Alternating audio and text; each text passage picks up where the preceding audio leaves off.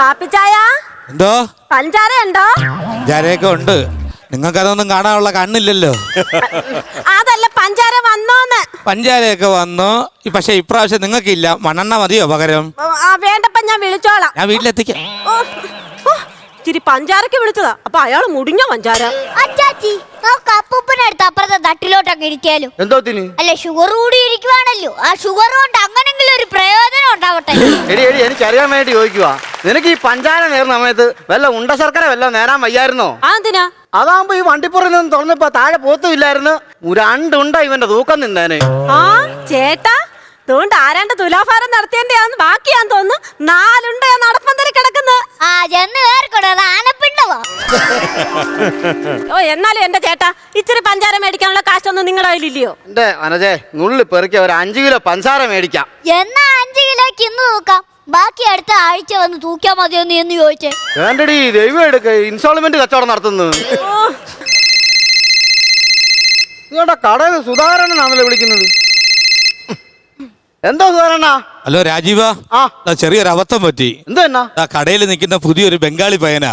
അവൻ പഞ്ചസാര ചാക്കെന്ന് പറഞ്ഞ് ബൈക്കിലെടുത്ത് വെച്ച് വന്നില്ലേ? അത് പഞ്ചസാര അല്ല, റവയായിരുന്നു. റവ ചാക്കായിരുന്നേ.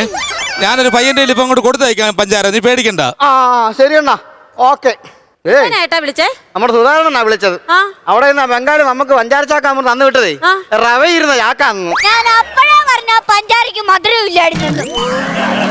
ചേട്ടാ ആ പഞ്ചാരയും കൊണ്ട് വരുമ്പോഴത്തേക്കിനെ നിങ്ങൾ എന്നാ ശത്രു സംഹാര പൂജയുടെ രസീത് ഒന്ന് എടുത്തോണ്ട് വാ. ശത്രു സംഹാര പൂജ 6 പേര് നടത്തണം. സുമതി നാളെ എനിക്കറിയത്തില്ല. എന്തിനാടി അയൽവക്കക്കാരി സുമതിയുടെ പേര് നടത്തുന്നേ? ശത്രു സംഹാര പൂജ പിന്നെ ശത്രുവിന്റെ പേരിലല്ലയോ നടത്തണ്ടേ?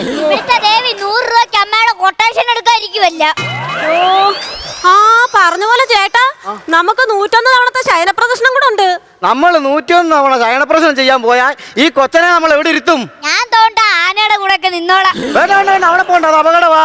എന്താ അപകടം? നീ അവിടെ ചെന്ന ആനയ്ക്ക് അപകടമാണെന്ന്.